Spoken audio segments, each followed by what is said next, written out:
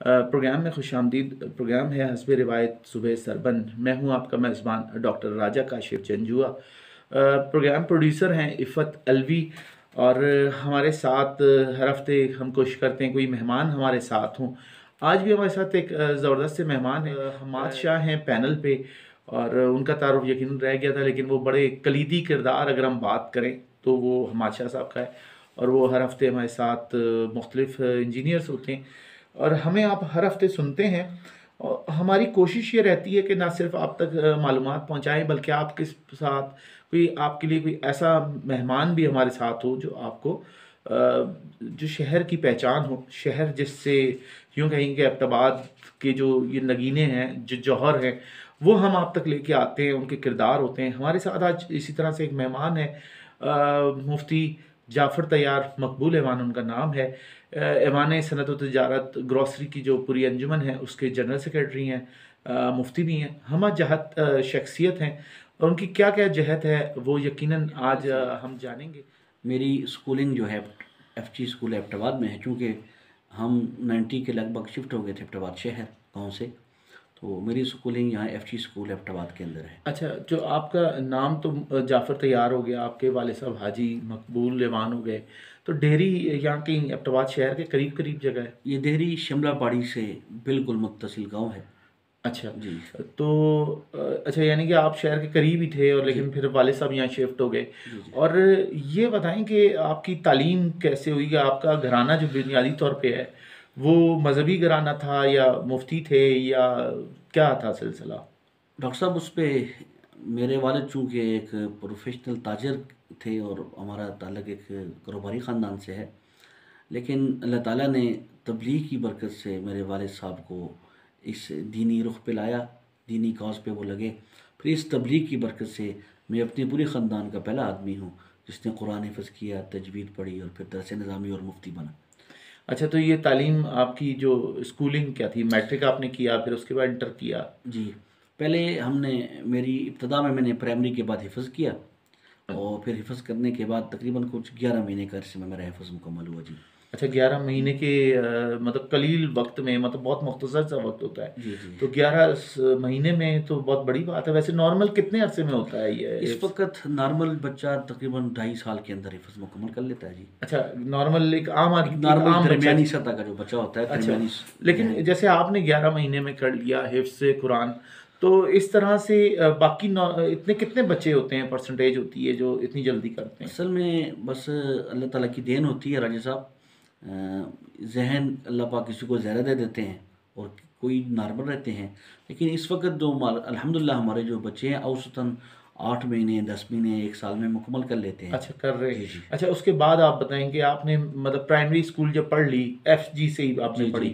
फिर उसके बाद आप हिफ्स पे चले गए, 11 महीने में वो हो गया। जी। उसके बाद आपने स्कूल की तरफ आए, क्या उसके किया? बाद मैंने हिफ्ज़ के बाद तजवीद शुरू की, जो कुरान मजीद को तजवीद के साथ पढ़ने का एक फ़न होता है, जिसे अच्छा, तजवीदुल कुरान कहते हैं। ठीक है। फिर वो पढ़ने के बाद मैंने दरस निज़ामी का आगाज़ किया। अच्छा, ये तजवीद का कितना फिर दौरानिया 1 था? साल उसका दौरानिया होता है। जी, अच्छा, 1 साल में आपने तजवीद, उसका नॉर्मल वही होता है और आपने उसी टाइम में 1 ख़त्म साल कर। जी नॉर्मल होता है। अच्छा, उसके बाद आप आगे? फिर उसके बाद मैंने दरस निज़ामी का आगाज़ कर दिया। अच्छा, वो कहाँ से आपने वो दरस निज़ामी? एबटाबाद में दारुल उलूम अल बदर जो तबलीगी मरकज़ है, अच्छा, मेरा हिफ्ज़ भी वहीं पे है, अच्छा, तजवीद भी वहीं से है और मेरा दरस निज़ामी का आगाज़ भी वहीं से है। अच्छा, अच्छा, अच्छा। तो दरस निज़ामी 8 साल, अगर मैं गलत नहीं हूँ। वो ऐसे है कि दरस निज़ामी तो 8 साल है सिर्फ उसके लिए जिसने मैट्रिक किया हुआ है। जिसका मैट्रिक नहीं है तो उसके लिए 10 साल लग जाते हैं। जी अच्छा, अच्छा, तो जी। आपने फिर वो 10 साल में मैंने किया। दरस निज़ामी का आगाज़ किया और अच्छा, मैंने साथ ही प्राइवेट मिडल करके फिर मैट्रिक साथ में एफ़ए और बीए ये भी देता रहा और साथ में दरस निज़ामी में भी चलता रहा। अच्छा, यानी कि ये दरस निज़ामी आपने 10 साल में किया जी 10 मुकम्मल। साल में किया। जी यानी अगर बंदे ने मैट्रिक नहीं किया हुआ किसी ने, तो वो दरस निज़ामी की तरफ अगर जा रहा है तो वो 8 की जगह 10 साल उसके जी, वो होंगे। 2 साल उसके पहले लग जाते हैं, उसको मुतवस्ता के नाम से। 2 साल के अंदर इतना तैयार किया जाता है कि बच्चा ज़हनी तौर पे मैट्रिक लेवल पे हो जाए। अच्छा, तो फिर दरस निज़ामी आपने मुकम्मल किया और आपके फिर उसके बाद क्या आपका सिलसिला दरस रहा? निज़ामी के बाद मैंने तख़स्सुस किया, स्पेशलाइज़ेशन जिसे कहते हैं, तख़स्सुस फ़िल फ़िक़्ह के नाम से। अच्छा, तख़स्सुसुल फ़िल फ़िक़्ह, फ़िल फ़िक़्ह, यानी फ़िक़्ह के अंदर फ़िक़्ह ये। के अंदर। जी अच्छा, तो इसमें आपको कितना वक्त लगा? उस पे 1 साल का अरसा लगा जी। अच्छा, तो ये जो बताएंगे, ये जो फैसला था कि आपने इस तरफ आना है, ये किसका था? स्कूल में तो आपको यकीनन वालिद साहब का होगा, जी। तो ये वालदा या घर के मतलब मिल के उन्होंने तय किया कि ये ये करना है? सारा क्रेडिट मैं अपने वालिदैन को दूँगा कि उनकी खुसूसी दुआओं की बरकत से और फिर असातिज़ा की मेहनत से मैं अच्छा। इस मकाम पे पहुँचा। अच्छा, फिर आपने इसके बाद आगे क्या सिलसिला रहा? फिर मैं 2009 में मेरा चूँकि 8 में मेरा दर्स निज़ामी से तकमील थी, फ़रागत थी। फिर 1 साल तख़स्सुस का करने के बाद 2009 में मेरी ये जो तालीमी सफ़र था दौरानिया था, ये मुकम्मल हो गया जी। अच्छा, 2009 में आपका ये 2009 में। मुकम्मल हुआ। तो 2009 के बाद फिर आपने क्या सिलसिला? 2009 के बाद एक तो मैं चूँकि एक इदारे का फ़ाज़िल था, तो एबटाबाद के अंदर एक इदारा था जामिया उम्मे सलमा के नाम से, जो मेरे वालिद साहब ने 2003 में बनाया था। अच्छा, अच्छा। तो जैसे ही मैं 2009 में आया, तो वो इदारा मेरी सरपरस्ती में आ गया। वालिद साहब ने वो मेरी निगरानी में दे दिया। अच्छा, तो 2009 से आज 2022 चल रहा है, अल्हम्दुलिल्लाह मैं उस इदारे का रईस हूँ, मुहतमिम हूँ। अच्छा, अच्छा। तो वहाँ पे आप ये दरस निज़ामी दरस और सारा? निज़ामी है और अल्हम्दुलिल्लाह मैं ये कहने में भी फ़ख्र समझता हूँ कि ये मेरे लिए नहीं, मेरे इस शहर एबटाबाद के लिए, बल्कि मेरे इस रीजन के लिए भी एज़ाज़ की बात है, बल्कि मेरे सूबे के लिए भी एज़ाज़ की बात है। जिस इदारे का मैं रईस हूँ, जामिया उम्मे सलमा, उस इदारे ने पिछले 4 सालों से पूरे फेडरल लेवल पर वफाकुल मदारस के सालाना एग्ज़ाम में 4 मरतबा उन्होंने 7वीं पोज़ीशन ली है। और जो हमारा वफाक की तरफ से हमें 2020 में जो 1435 से 40 साल, यानी ये हिजरी के एतबार से जो 35 से 40 के इम्तहानात थे, उसमें अवार्ड सेरेमनी हुई। उसमें भी मुझे अवार्ड दिया गया पेशावर के अंदर जो हुई। और फिर जो 40 से 43 वो 3 साल हुई, उसमें भी अल्हम्दुलिल्लाह मुझे वफाक की तरफ से अवार्ड दिया गया। अच्छा, इस बात का कि आपके बच्चे टॉपर्स में हैं। हमारी बच्चियाँ पूरे मुल्क में दूसरे नंबर पे अच्छा, आई हैं। ये आपके बच्चों का है, बच्चियों का है? ये जामिया उम्मे सलमा ये बच्चियों का इदारा है। अच्छा, अच्छा। बच्चों का मेरा इदारा जामिया उस्मान बिन अफ़्फ़ान के नाम से है। वहाँ बच्चों को नाज़रा हिफ़्ज़ की तजवीज़ तालीम दी जाती है। अच्छा, लेकिन उनको आप ये दरस निज़ामी वहाँ नहीं दे रहे? नहीं, वहाँ दरस निज़ामी नहीं दे रहे। लेकिन आप जो लड़कियाँ हैं, आप जी, उनको ये दरस निज़ामी करा रहे जी, हैं? वहाँ हमारे पास 3 निसाब चल रहे हैं। एक निसाब है 6 साला, बच्चों का 8 साला दरस निज़ामी होता है, जी, बच्चियों का 6 साला दरस निज़ामी है, जो वफ़ाक़ुल मदारिसिल अरबिया के साथ है, उसका निसाब। अच्छा, अच्छा, अच्छा, अच्छा। उसमें एक दूसरा निसाब होता है कि ये ज़रूरी नहीं होता राजा साहब कि हर बच्ची आलिम बने, जिस तरह मुख्तलिफ ज़हनी तफ़ावत भी होता है। तो इसलिए एक मुख्तसर कोर्स उन्होंने बनाया है 2 साल का, उसको दिरासात का नाम दिया जाता है। जो दीन की ज़रूरियात हैं उसमें आ जाती हैं। अच्छा, अच्छा, अच्छा। एक फिर हमारे साथ कोर्स होता है 1 साल का, अच्छा। उसके अंदर वो जो बड़ी ख़वातीन होती हैं, बड़ी मस्तूरात जिन्हें हम कहते हैं, जी, तो जी। उनके लिए एक मामूली सामने एक निसाब होता है कि जिसमें उनको कम से कम 24 घंटे में हलाल हराम की तमीज़ आ जाए, शरीयत का हुक्म, पर्दे के मसाइल, वो मोटे-मोटे हम 1 साल में उन मस्तूरात को बता देते हैं। अच्छा, वो 1 साल का वो 1 अलग साल है। का हम करते हैं। अच्छा, 1 साल का भी ये बड़ी आपने मुफ़ीद बात बताई, हमारे सुनने वालों के लिए भी होगी।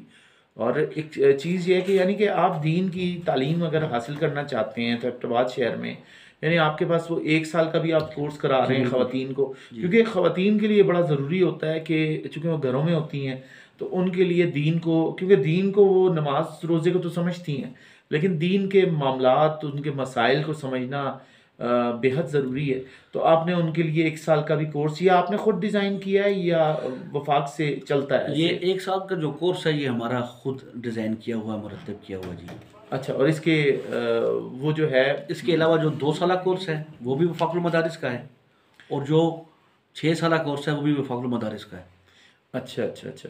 6 साल का भी है, 1 साल वाला जो कोर्स है वो आपने खुद किया है, जी, और उसको भी लेके आप लोग चल रहे हैं। उसमें जी। कितने अफ़राद होंगे या कब होता है एडमिशन वगैरह? उसमें हमारे चूँकि तीनों जो निसाब होते हैं, जी। इसमें एडमिशन जो होते हैं छोटी ईद के बाद, यानी शव्वाल के महीने में। ये हमारा जो तलीमी साल का जो आगाज़ होता है, वो शव्वाल से होता है, यानी छोटी ईद के बाद होता है जी, रमज़ान के बाद। और फिर हमारे साल का इख्तिताम जो होता है, वो रजब में होता है। इस वक़्त चूँकि हमारे साल इख्तिताम पज़ीर है, और आज आज दूसरा पर्चा हो रहा है पूरे पाकिस्तान के अंदर हमारे वफ़ाक़ुल मदारिस बोर्ड के तहत जी। तो हमारा ये जुमेरात को जैसे ही बच्चे और बच्चियों के पर्चे ख़त्म हो जाएँगे जी, फिर हमारा साल इख्तिताम पज़ीर हो जाएगा। तो फिर ये 2 महीने 10 दिन की तकरीबन छुट्टियाँ बन जाती हैं।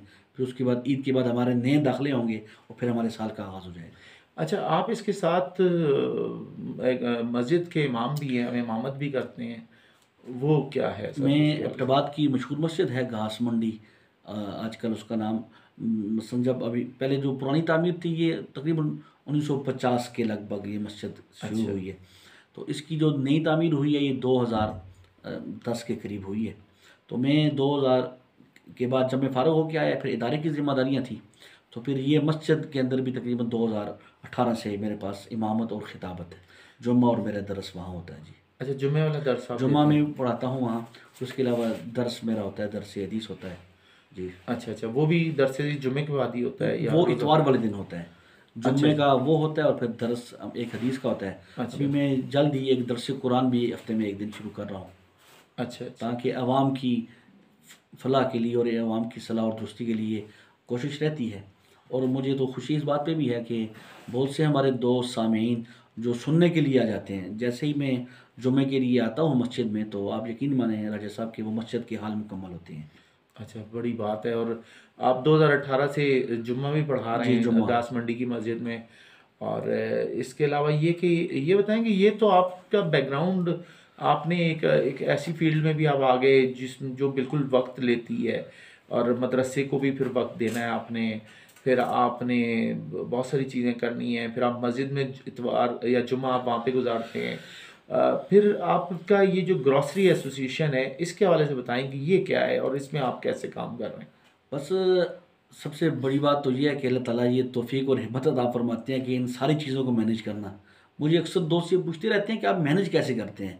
एक आदमी जो सिर्फ मदरसे के साथ मुतल्लिक है, एक मदरसे का इंतज़ाम, फिर वहाँ का नज़्म ज़ब्त, आप समझते हैं ज़ाहिर बात है कि इदारा इंस्टीट्यूट चलाना मुश्किल होता है। जी बिल्कुल। और फिर उसके अलावा आप एक मस्जिद की ज़िम्मेदारियाँ, क्योंकि मस्जिद के अंदर भी एक इदारा है मेरा बच्चों का, तो वहाँ भी मेरे पास बच्चों की हिफ्ज़ की तरतीब है, नाज़रा की है। बल्कि फिर हम छुट्टियों के अंदर 40 रोज़ा कोर्स करते हैं कि जिसके अंदर मुख्तलिफ़ बच्चे, मुख्तलिफ़ स्कूलिंग और उसके साथ कॉलेज के भी बच्चे, जो हमारे पास 40 दिन के अंदर जिनको जो स्कूल की छुट्टियाँ होती हैं, तो हम चाहते हैं जो 40 दिन उनकी कीमती बन जाए।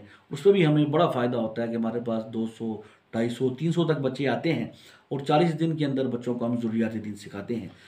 अच्छा, फिर इसके साथ आप जो ये ग्रॉसरी आपका आपके वालिद साहब से एक रहा है, आपका आप ग्रॉसरी एसोसिएशन जो है, अंजुमन है, उसके सेक्रेटरी आप कब से हैं और उसमें कब से आप काम कर रहे हैं? ये मेरा चूँकि 1968 से कारोबार का सिलसिला तो हज़रत वालिद साहब का शुरू था, तो मैं जैसे ही फ़ारुग हो के आया, तो ज़ाहिर बात है जो काम वालिद साहब कर रहे हैं तजारत, तो उसमें मेरा भी मेरे भाई हैं छोटे, वो भी थे पहले, तो फिर उनके साथ भी अभी शामिल हो गया।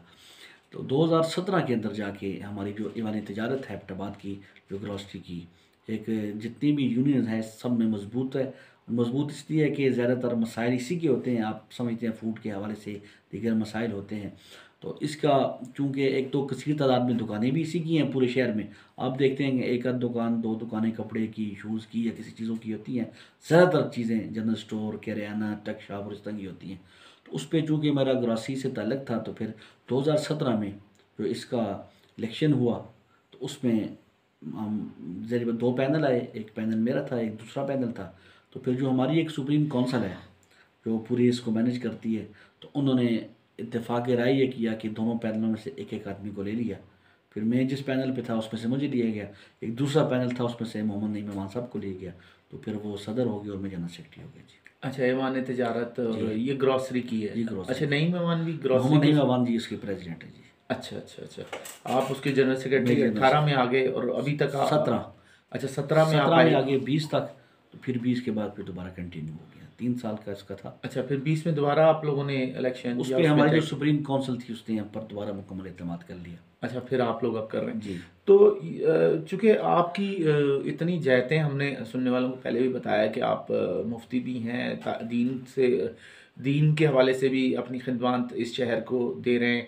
इसके अलावा ग्रॉसरी की जो रोज़मर्रा ज़रूरियात की अजनास होती हैं, उनकी जो अंजुमन है, उसके आप जनरल सेक्रेटरी भी हैं। तो सर ये बताएं कि यहाँ एबटाबाद पूरे ज़िले में ग्रॉसरी के हवाले से कितनी शॉप्स हैं और किस तरह आप लोग मैनेज करते हैं? ये चूँकि पहले तो ये दुकानें कम थी, लेकिन अभी ये तकरीबन 10,000 के करीब हैं पूरे एबटाबाद के अंदर, बशमूल सर्कल लोरा, गलियात और सर्कल तनावुल, इन तीनों को शामिल करके। अच्छा। जी 10,000 के करीब जो शॉप्स बनती हैं। अच्छा, और ये सारे आपसे राब्ते में भी जी हैं? बिल्कुल, हमारी हर सर्कल में हमारे नुमाइंदे हैं। सर्कल गलियात में हमारे नुमाइंदे हैं, सर्कल लोरा में हैं और सर्कल तनावुल में हैं।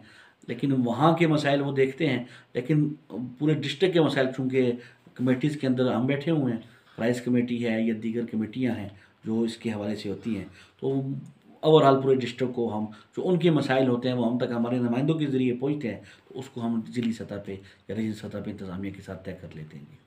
अच्छा, आप लोगों के वैसे ज़्यादा मसाइल क्या हैं आपके, जो आपने बताया लोरा या दीगर जगहों पे जो हैं शहर की निस्बत, उनको क्या ज़्यादा मसाइल आपके पास आ रहे हैं? असल में ये जो गिलियात या लोरा अपना सर्कल गिलियात है, ये तो आपको पता है एक सियाती इलाका है, और अल्हम्दुलिल्लाह इसके अंदर सेहत के हवाले से बहुत से सयाह पूरे मुल्क से आते हैं इनको देखने के लिए। ये हमारे शहर के लिए एजाज़ की बात भी है। और वहाँ चूँकि ज़्यादातर बर्फ़बारी रहती है आम मौसमों में, तो वहाँ वो जब सियाहत शुरू होती है तो फिर हमारे ताजिरों के मसाइल भी शुरू हो जाते हैं, आपके इल्म में है। अच्छा, लेकिन एक चीज़ ये कही जाती है, जो सयाहती मकाम है या दीगर, वहाँ प्राइस कंट्रोल का सिस्टम नहीं होता या बड़े मसाइल होते हैं, वो चीज़ें महंगी बेची जा रही होती हैं, फ़रोख्त होती हैं। उनका क्या आप तदारुक करते हैं या आप कहते हैं ठीक है चल रहा है जैसे?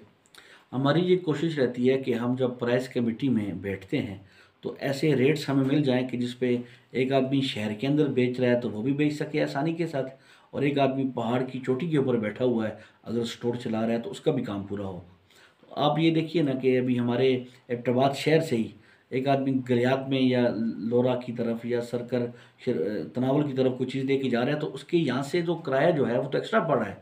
मसलन एक चीज़ मैं रावलपिंडी से ख़रीद के ला रहा हूँ शहर में, फिर यहाँ शहर से जो तनावुल जा रही है या गिलियात जा रही है या लोरा जा रही है तो उसके अखराजात तो अलग होंगे। तो उस पे हमारी कोशिश रहती है, और उस पे इंतज़ामिया का ताउन भी रहता है हमारे साथ। वो रेट्स के हवाले से हमें जो एक फ़ॉर्मूला बनता है उसके मुताबिक जो हमें रेट्स दिए जाते हैं, तो उस पे हमारा अल्हम्दुलिल्लाह शहर के अंदर तो अच्छा मामलात रहते हैं। ये टक शॉप्स जितनी हैं ये भी आपके उसमें जी, आती जी। हैं। लेकिन ये टक शॉप्स के तो बड़े मसाइल नहीं आते, जो ख़ास तौर पे पेट्रोल पंप्स के साथ हैं, उनके रेट बाज़ औक़ात गलियात चले जाएँ या जितने सयाती मकाम हैं, एक आम आदमी जाता है तो उसको बड़ा फेस करना पड़ता है ये तो कि जी। रईस साहब हमारा ये शुरू से ही मौक़िफ़ रहता है कि भाई कोई भी कस्टमर जो आपके पास आ रहा है उसके साथ ज़्यादती नहीं होनी चाहिए, ख़ाह वो शहर के अंदर है या पहाड़ की चोटी पे आपके पास आ रहे हैं। तो जो ये लोग वक्ती तौर पे महंगाई या कोई चीज़ जो बाज़ार में सस्ती हो वहाँ महंगी देते हैं, वो आप देखते रहते हैं कि इंतज़ामिया की कार्रवाइयाँ इस पे रहती हैं और होनी भी चाहिए। जो रेट्स तय हैं उससे ज़्यादा जो है मार्केट के अंदर नहीं होना मतलब चाहिए। आप जितनी बड़ी खाने की शॉप्स आप चले जाएँ खाने पीने की, वहाँ अगर पानी की बोतल जो है अगर मार्केट में 60 रुपए की है तो वो आपको 120 की 100 रुपए की दे रहे होंगे। बल्कि ऐसे छापे भी अब्टवा जी, शायद उन जी, शहरों जी। में से हैं जिनको प्राइस चेक होता है। तो आप एक प्राइस कंट्रोल जो यहाँ की कमेटी है, आप उसमें उसका भी हिस्सा हैं? जी, मैं उसका मेंबर हूँ, लेकिन जहाँ इस तरह की होती है तो फिर इंतज़ामिया की कार्रवाई होती है, और बल्कि हम कहते भी हैं कि भई किसी भी ख़रीदार के साथ किसी भी जगह पे ज़्यादती नहीं होनी चाहिए। अगर कोई इस तरह की गिरानी कर रहा है, गिराम फ़रोशी कर रहा है, तो ज़ाहिर बात है उसको जुर्माने होना चाहिए ताकि उसको एहसास हो कि मैं किसी के साथ ज़्यादती ना करूँ। अच्छा, प्राइस कंट्रोल सोसाइटी की, क्योंकि हम जब बात इतनी सारी निकली और आपके इतने सारी आप कमेटियों में भी हैं और बहुत सारी चीज़ें हैं, तो प्राइस कंट्रोल कमेटी का बताएं हमारे सुनने वालों को कि एबटाबाद शहर में वो किस तरह काम कर रही है, कितने मेंबर हैं, कौन सरबराह है और किस तरह से वो छापे मारते हैं या किस तरह से वो चेक करते हैं जाके? जो प्राइस रिव्यू कमेटी है इसका सरबराह डिस्ट्रिक्ट का जो डिप्टी कमिश्नर है वो होता है, और इसका सेक्रेटरी जो डिस्ट्रिक्ट फूड कंट्रोलर होता है वो होता है। इसके साथ ये डिस्ट्रिक्ट में जो ईवान तिजारत है इसके नुमाइंदे इसमें शामिल होते हैं। मैं हूँ और मेरे साथ नईम अवान साहब हैं, खालिद असलम साहब, हम 3 नुमाइंदे हैं ईवान तिजारत की जानिब से इस प्राइस कमेटी के। और हमारे जितने भी मुख्तलिफ़ महकमाजात हैं, कंज्यूमर वाले हैं, इसके अलावा दीगर हमारे एडी साहिबान हैं लेबर के, या दीगर एडी साहिबान जितने भी हैं वो सारे इसके अंदर शरीक होते हैं, लेकिन इसको चेयर डिप्टी कमिश्नर करता है। अच्छा, वो इसको लेके चलते हैं कि जी, जी। क्या चीज़ें होनी हैं। तो अब एक आध साल से मैं देख रहा हूँ ये 2021 में इतने प्राइस कंट्रोल कमेटी के या इतने ज़्यादा दौरे या इतनी ज़्यादा पकड़ धकड़ इन्होंने नहीं की। पिछले 2 साल से हालांकि बड़ा तेज़ था इनका काम। ऐसा क्यों है? बस कोरोना की वजह से आपके सामने है राई साहब सारे हालात। अच्छा, फिर प्राइस कंट्रोल में हम एक बड़ी जो तज़ाद देखते हैं, जो शायद मुझे याद पड़ता है आपके भी जहन में होगा, साल 1.5 साल की बात है। ये मंडिया में जो टेलर्स शॉप्स हैं, ख़वातीन के टेलर, उन्होंने रेट एक्स्ट्रा बढ़ाए हुए थे, बल्कि शायद एक आध छापा भी उस पे पड़ा, उसको पकड़ा भी गया। तो ऐसे क्या टेलर शॉप्स के लिए भी एक ही रेट होते हैं पूरे शहर में या इलाके के हिसाब से अब अलग अलग होते हैं या? ये जो रेट्स होते हैं ये पूरे डिस्ट्रिक्ट के लिए ओवरऑल होते हैं। लेकिन आप चले जाएं मंडिया में, चले जाएं तो मंडिया में रेट आपको अलग मिलेंगे बाकी जगह। तो ऐसा इसको किस तरह कंट्रोल किया जा सकता है? मेरे ख्याल में हमारे जो इंतज़ामिया के लोग हैं, वो जिस वक़्त रेट्स तय करते हैं, उसको तय करने में ग्राउंड रियलिटी का ख़्याल करना चाहिए, ताकि वो चीज़ हर जगह पे उसी रेट पे अवेलेबल में होनी चाहिए। अच्छा, क्योंकि मंडिया में जो एक दुकान है उसका किराया कुछ और होगा। ऐसे ही है। मतलब जो केहाल में एक दुकान है उसका किराया कुछ और है। तो शायद दुकानदारों का भी ये कहना गलत नहीं है कि रेट अगर हम फ़र्क रख रहे हैं, तो इसके लिए भी कोई कदम होना चाहिए कि आप एरिया के हिसाब से भी उसके रेट को फ़र्क कर रखें। मैं एरिया के हिसाब से तो नहीं कहता, मैं क्वालिटी के हिसाब से ये कहता हूँ कि किसी को आप चैन 1 में ले लें, किसी को चैन 2 में ले लें। फिर जिसके अंदर जो इसका जो मेयार होता है, जो सुप्रीम क्वालिटी होती है उसका, ज़ाहिर बात है रेट थोड़ा सा अच्छा होगा। फिर जो दूसरी नंबर पे आती है क्वालिटी, उसका ज़ाहिर बात है थोड़ा सा रेट कम होगा उसकी तो बनस्पत। इसको भी कुछ करने की ज़रूरत है हमें प्राइस कंट्रोल में कि हम इसको इम्प्रूव किया जाए या कुछ अगर ऐसी प्राइस के अंदर इस तरह के रेट्स हो जाएं क्वालिटी के एतबार से, तो उसमें तो कोई ऐसी बात क्योंकि नहीं। कभी नानबाइयों का मसला चल रहा होता है, कभी किसी का, और महंगाई जिस हिसाब से बढ़ रही है तो रेट तो कहीं भी रोज़ाना ही जाते हैं रेट। बस इस पे तो मैं तो राइस साहब एक ये बात कहना ज़रूरी समझता हूँ कि एक तो प्राइस की कमेटी बाद का 2-2 साल हो जाते हैं, इजलास नहीं होते, 1.5 साल गुजर जाता है, साल गुजर जाता है। फिर रमज़ान आता है तो उस पे इजलास होते हैं, बाज़ औक़ात तो रमज़ान में भी वो पिछले में ही थोड़ी सी रद्द-बदल करते हैं, तरमीम करके हो जाते हैं। तो मैं तो एक ये कहता हूँ कि भाई कम से कम महीना नहीं तो हर 2 महीने के बाद प्राइस का इजलास होना चाहिए। आप ये समझते हैं इस बात को कि भाई इस वक़्त जो रेट्स हैं वो 1-2 दिनों में, 1-2 दिन भी बड़ी चीज़ है। आजकल तो दिन में और रेट होता है, रात में और रेट होता है। क्योंकि हमारी ख़रीदारियाँ मार्केट से होती हैं जो रावलपिंडी के अंदर हैं, तो वहाँ रेट्स तब्दील हो जाते हैं। तो फिर यहाँ अगर 1 साल पुराना प्राइस का रेट चल रहा है, तो आप खुद समझते हैं कि साल में कितना अच्छा, फ़र्क फिर है। प्राइस कंट्रोल में कि जो ये सुजुकियों के किराए बढ़ते हैं बसों के, इंटरसिटी, ये भी प्राइस कंट्रोल कमेटी के अंडर आता है या नहीं, नहीं? नहीं, इसको अलग अच्छा, देखते इसको रहते हैं। आरटीए वगैरह जी, देखती इसको है। आरटीए वगैरह देखती है। लेकिन वो भी उसको फिर लागू करना उनके लिए भी इतना आसान नहीं है कि रोज़ पेट्रोल की कीमत बढ़ती है, रोज़ चीज़ें बढ़ रही हैं। अच्छा, कीमत बढ़ तो जाती है, प्राइस बढ़ भी जाते हैं, लेकिन जब कीमत कम होती है तो प्राइस कम नहीं होते। नहीं, ये बात मैं इस पे आपसे एग्री नहीं करता। हमारे जिस तरह किसी चीज़ की प्राइस गिर जाती है, तो फिर आप समझते हैं कारोबारी तबका ये हर कोशिश ये करता है कि भाई वो लोगों को ज़्यादा रिलीफ दे, ताकि लोगों का ध्यान उसकी तरफ हो। तो ये ऐसा मौका होता है कि जैसे ही कोई चीज़ होती है, तो सबसे पहले हर आदमी कोशिश करता है कि यार मैं इब्तिदा करूँ। अच्छा, अच्छा, एक और चीज़ आपसे ज़रूर पूछना चाहूँगा कि शहर में एक जो फ़र्क एक आ रहा है, डिपार्टमेंटल स्टोर्स का भी एक तस्वुर आ गया है। आप उसको किस तरह देखते हैं? वो भी क्या ग्रॉसरी एसोसिएशन के हिस्सा बनते हैं या नहीं बन सकते? हमारे शहर में जितने भी डिपार्टमेंटल स्टोर हैं, वो हमारा हिस्सा हैं और हमारे अच्छा, साथ शरीक रहते हैं। जी।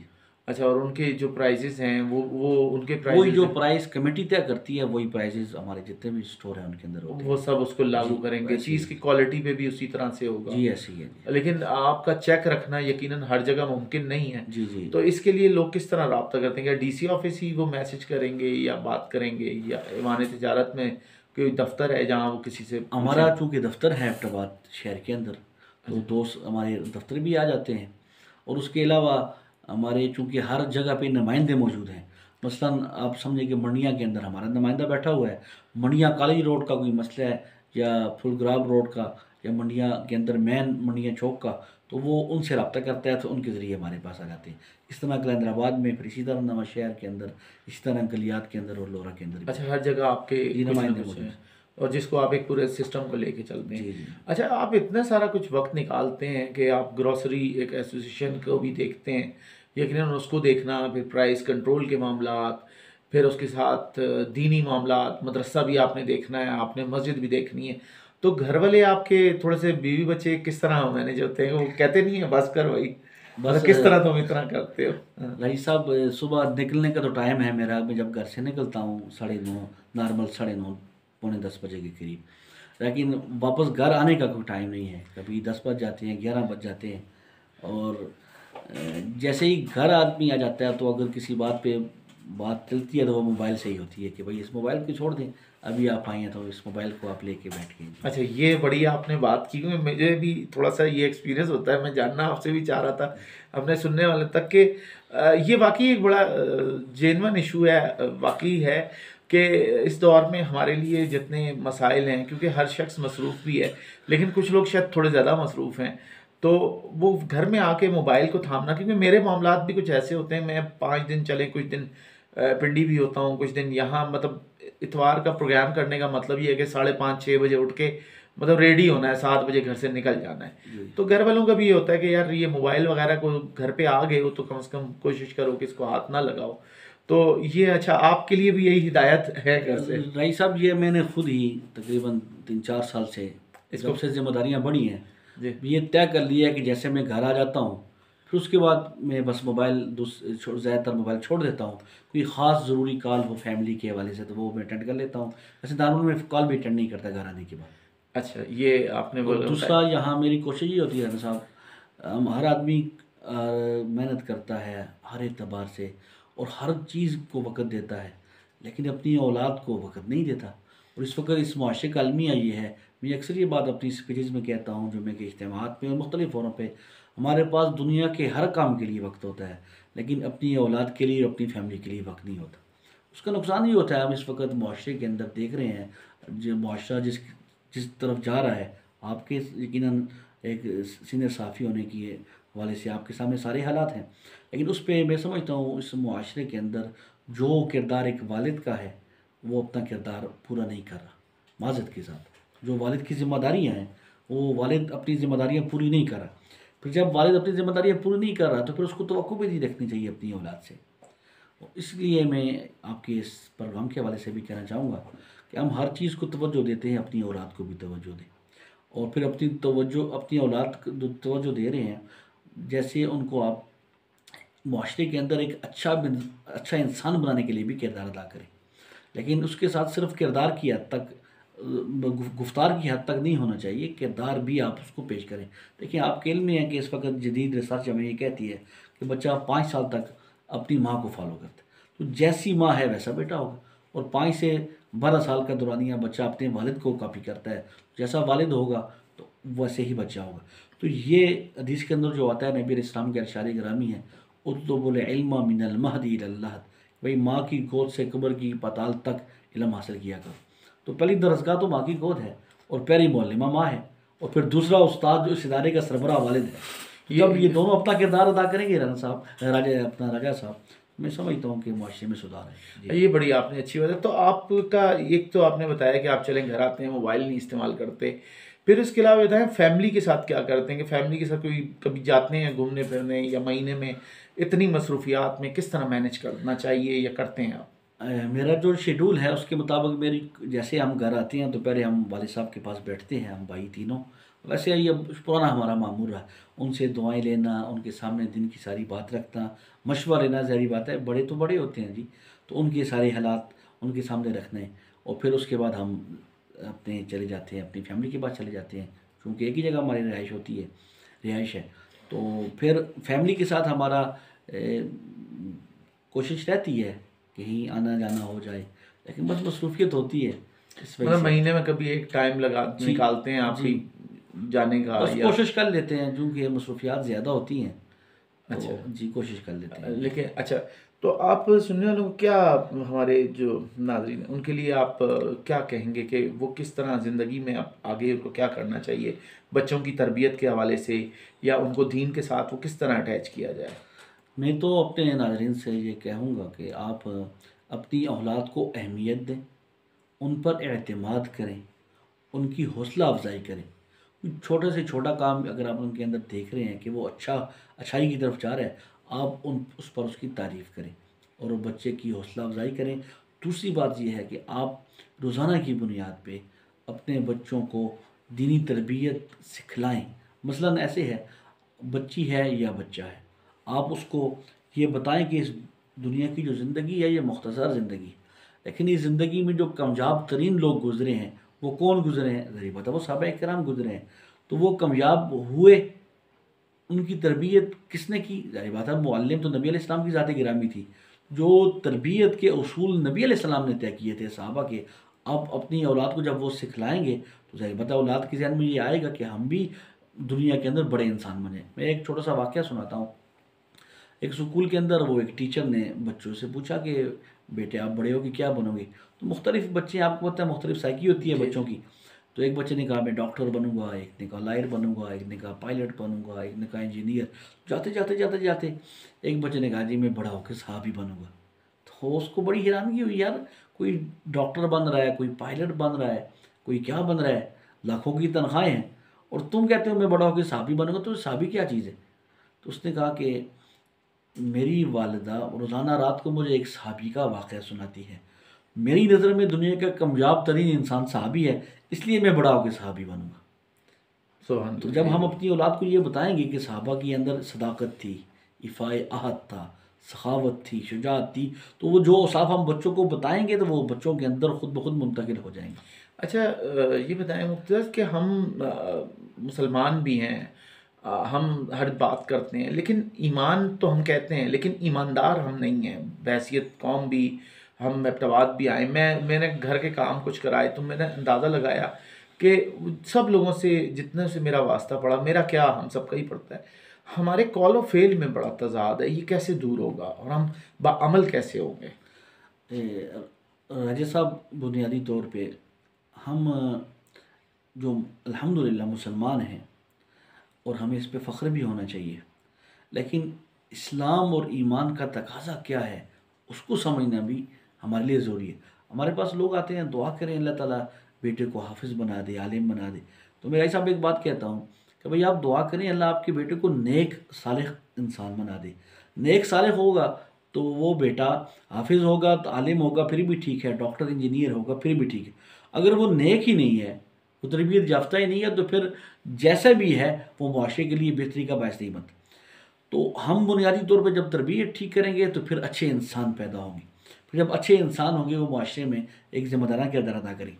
जिस तरह आपने बात की है कि भाई अभी इस वक्त हमें, आप यकीन मानिए, गुनाहों की तरफ मुआशरा इस लेवल पे जा रहा है और झूठ बोलने को कोई गुनाह ही नहीं समझता, एक मामूली सी बात समझते। हालांकि नबी अलैहिस्सलाम ने फरमाया कि भाई मेरा उम्मती हर काम कर सकता है लेकिन झूठ नहीं बोलता। मेरा है, गुनाह करेगा, ख़ता करेगा, लेकिन अगर मेरा है तो वो झूठ नहीं बोलता। और आज आप देखिए हमारे पास बहुत से मसाइल आते हैं तलाक़ के हवाले से या दीगर, भाई मैंने ये बात की है, ये बात की है, तो मैं अक्सर दोस्तों से ये कहता हूँ, मैंने कहा देखिए जब आप अपनी बीवी को कोई जुमला कह देते हैं तो उसके बाद परेशान हो जाते हैं, ना नींद आती है, ख़ानदान पूरा परेशान है। आप ये देखें कि एक जुमला आपने मुंह से कहा और आप परेशान हैं, ये पूरी ज़िंदगी आपकी इतनी ही नज़ाकत वाली है कि जो जुमला आप मुंह से कह रहे हैं, जितना तलाक़ के मसले में आप परेशान हैं, इतना आपको सोसाइटी के मसाइल में भी परेशान होना चाहिए। आप झूठी बात अगर कर रहे हैं तो वही आपकी ज़िंदगी पर तो मुंतज होगी। तो ऐसे ही है जैसे एक बात ज़ुबान से निकला हुआ जुमला इतना कीमती है कि भाई आपने एक औरत जो आपके लिए हराम मुहर्रमात में शामिल थी हमेशा के लिए, लेकिन आपने कबूल कहे इजाब और कबूल कर दिया तो वो आपके अक़द ज़ौजियत में आ गई और एक आपकी हरम में आ गई है, और आपने तलाक़ का लफ्ज़ कहा है तो वो आपकी हरम से निकल गई। यानी आपका एक एक जुमला कितना कीमती है, इसलिए बोलने में सच्चाई होनी चाहिए और कौल और फेल में तज़ाद भी नहीं होना चाहिए। जो ज़ुबान पे है वो दिल के अंदर हो। दूसरी बात अपना राजा साहब ये है कि भाई मैं अक्सर ये दोस्तों से ये कहता हूँ, जहाँ अक्सर हम गुजरते हैं तो लिखा होता है कि कैमरे की आँख हमको देख रही है, तो हम अगर कोई गलत काम कर रहे भी होते हैं तो हम रुक जाते हैं। अगर इतना हमें इस्तेज़ार कैमरे के हवाले से होता है तो क्या अल्लाह की ज़ात का इस्तेज़ार नहीं है हमें? वो ज़ात हमें नहीं देख रही।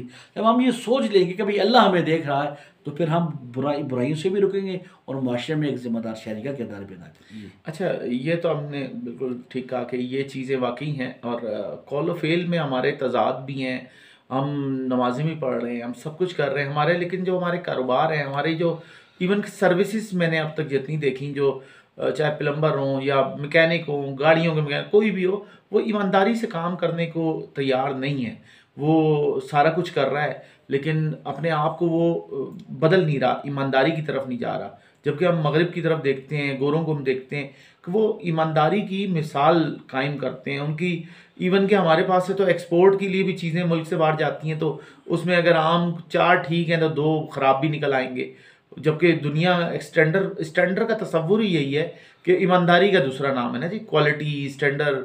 हमारे पास वो चीज़ नहीं है, हम एक ही दफ़ा में जान छुड़ाते हैं काम नहीं करके। अच्छा सर, दूसरा ये बताएंगे कि आपने तलाक की शादी ब्याह, एबटाबाद शहर में कहा यह जाता है कि तलाक का रेशो बहुत ज़्यादा है, क्या ये ठीक है? ये तो तलाक का रेशो और हार तो पूरे मुल्क के अंदर है, लेकिन यहाँ हम देख रहे हैं कि कई बरसों से जो मेरे सामने भी आया और मुझे कुछ वकील दोस्तों ने भी और बहुत से लोगों ने भी बताया कि आम आम जगहों की निस्बत यहाँ क्या वजह क्या है ऐसी कि जो ये तो खूबसूरत शहर भी है, सब कुछ है, क्यों मसाइल है यहाँ ऐसे? असल में एक तो आपको इल्म है ये बात कि इस शहर के अंदर बहुत से लोग बाहर से आए हुए हैं। ठीक तो है। बेसिक अपना बात के शहर ये रहने वाले हैं वो भी हैं, लेकिन बाहर के लोग भी बहुत सारे हैं। लेकिन मैं बुनियादी एक बात करना चाहूँगा कि आजकल वो तरबियत साज इदारे मौजूद नहीं हैं जो इंसान की तरबियत करें। मिसाल के तौर पे तलाक को ही हम ले लेते हैं। ये जो शौहर है या और बीवी है, ये कल को बच्चे थे, तो अगर इनकी तरबियत ठीक हो जाती और इनको ये सिखलाया जाता कि आपके ऊपर एक अजीम जिम्मेदारी डाली जा रही है, आप एक निकाह के बंधन में बंधने जा रहे हैं। मैं मुख्तलिफ जो हमारे सेमिनार होते हैं उस पर एक बात तफसीली किया करता हूँ कि आप देखिए हमारा रईस साहब अलमिया ये है कि जब हम निकाह की तकरीब में बैठते हैं तो दूल्हा और उसके दोस्त अप्रोच करते हैं इमाम साहब को, ख़तीब साहब को कि भाई आप इससे कलमे ना सुने। कलमे तो इसको 6 आते हैं, लेकिन मजमे में सुनाते हुए उसे डर लगता है। तो मैं अक्सर कहता हूँ कि जिस आदमी को मजमे में कलमा सुनाते हुए डर लगेगा, ये इस बात का अलामत होगी कि भाई इसकी तरबियत ठीक नहीं हुई। नहीं तो कम अज़ कम शरीयत का तो हुक्म यह है कि जब बच्चा बोलने पे आए तो उसको कलमा सिखाओ। जब उसको 20, 25, 30 साल की उम्र में कलमा सुनाते हुए डर लगेगा, तो फिर आप समझें कि फिर उसके बाद के जो उसके हालात होंगे, फिर ये कल को यही वालिद बन रहा है जिसको खुद कलमा ठीक नहीं आएगा तो उसको करके मुताबिक ज़िंदगी उसकी नहीं होगी। जब उसकी खुद ज़िंदगी नहीं होगी तो फिर अपनी औलाद की वो ज़िंदगी कैसे ठीक करेगा। तो मैं यहाँ एक बात कर रहा था कि हम अपनी औलाद, मैं कहता हूँ हम ज़िम्मेदार ठहराते हैं सोसाइटी को, मुआशरे को, मीडिया को। हमने कभी ये ज़िम्मेदारी नहीं ली कि भाई मैं भी बहैसियत वालिद इसका ज़िम्मेदार हूँ या मैं बहैसियत माँ इसकी ज़िम्मेदार हूँ कि मैं अपनी बेटे की या बेटे की ठीक तरबियत नहीं करी। फिर हम जब तरबियत नहीं करेंगे, जब तरबियत याफ्ता औलाद नहीं होगी, तो फिर ऐसे ही होगा जिस तरह के मामलात आज आप देख रहे हैं। अच्छा, ये आपने खूब कहा कि वो कलमे भी सुन रहे होते हैं और अक्सर ये कहते हुए पाए जाते हैं कि इससे कलमा ना सुनिएगा, कलमा ना छठा कलमा ना सुनिएगा। छठा कलमा ना सुनिएगा। अच्छा, कराची या लाहौर बाकी जगहों पे ये चीज़ नहीं है इतनी, जो मुफ्ती या निकाह खान आमतौर पे कलमे नहीं सुन रहा होता, यहाँ पे ये बड़ा है सिलसिला। ये अब्टाबाद में मैंने बड़ा देखा है। यहाँ भी नहीं सुनते, मैं तो खुद नहीं सुनता। अच्छा, क्योंकि मुझे अपने निकाह का भी याद है, जब मेरा होने जा रहा था तो मेरा कज़न मुफ्ती साहब के पास पहले पहुंचा। मुझे नहीं पता था कि मुझे तो बिल्कुल भी अंदाज़ा नहीं था, और जब हो गया निकाह तब पता चला कि हाँ ये भी होता है। तो उन्होंने कहा चलो तुम बड़े सुरखरू हो गए हो कि मजमे में ये चीज़ें नहीं हुई। तो ये यहाँ पे एक नॉर्मल ट्रेंड है वैसे ये अब्टाबाद में। ना मैंने तो बात इसलिए की है कि जब हम अपने बच्चों को शुरू से ही कलमे सिखाएंगे तो फिर उनको डर भी नहीं लगेगा, और फिर जो ये सारी उनकी ज़िंदगी के अंदर होगा कलमा और कलमे के मुताबिक ज़िंदगी। अब देखिए ये हमारी बुनियाद है, इसके जो 24 अल्फाज है ना कलमे के, अगर आप देखेंगे तो लफ्ज़ 24 है, तो गोया 24 घंटे की ज़िंदगी उस कलमे पर होना।